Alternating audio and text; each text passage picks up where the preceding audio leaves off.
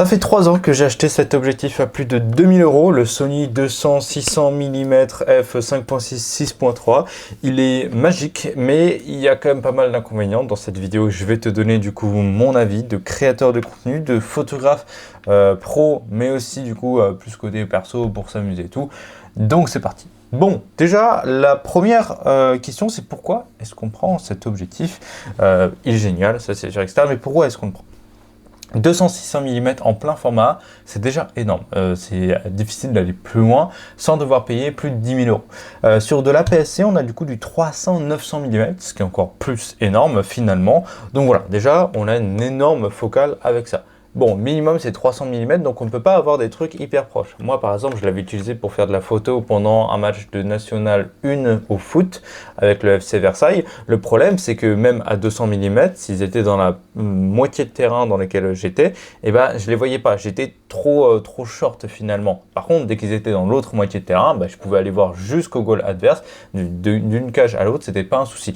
Donc voilà, il faut quand même faire attention à ça. Ensuite, c'est un objectif en termes de qualité, bokeh, etc., je ne vais pas t'en parler parce que je ne m'y connais pas trop, mais les photos sont absolument magnifiques. C'est les plus belles que j'ai jamais prises en termes de qualité, piqué, etc.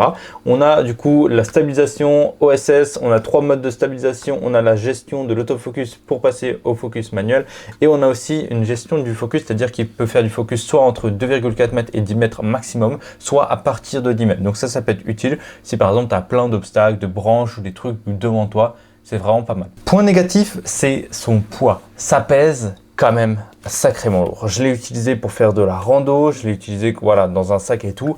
Eh ben, tu le sens quand même. Tu le sens 2 kilos, voilà, comme ça. Déjà à bout de bras, c'est très difficile de faire de la photo à bout de bras. Il faut au minimum un monopode ou un trépied. Trépied, c'est les plus simples. Tu te poses et tu fais de la photo. Ça, c'est les meilleurs moments que je passe. J'avais fait de la photo en bête somme, des phoques et tout. Et on l'avait foutu sur un trépied, on n'a plus bougé. Et là, c'était pas un problème. Par contre, le prendre à main nue et tout, c'est compliqué pour faire la photo des oiseaux et tout. Le mieux, c'est toujours un trépied. Voilà. C'est son truc que je te recommande parce que sinon, c'est déjà un très très gros désavantage. Le problème, c'est que moi, j'en ai pas l'utilisation tous les jours. En fait, si tu es un photographe animalier ou en tout cas tu es déjà passionné depuis hyper longtemps et tu n'as pas envie de te lancer et voir si tu vas être passionné et tout, oui, c'est un achat que tu vas devoir faire. Après, c'est un bon achat qui va durer peut-être 15, 20, 30 ans. C'est un objectif qui est solide. Le truc, Sony, ils vont pas ressortir des objectifs de 100-600 d'ici peu. Et c'est surtout maintenant les boîtiers qu'on améliore. Les optiques, c'est bon.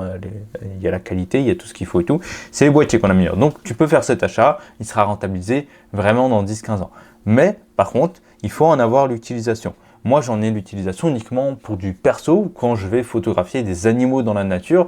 Donc, il y a peut-être 3 à 4 fois par an, grand maximum.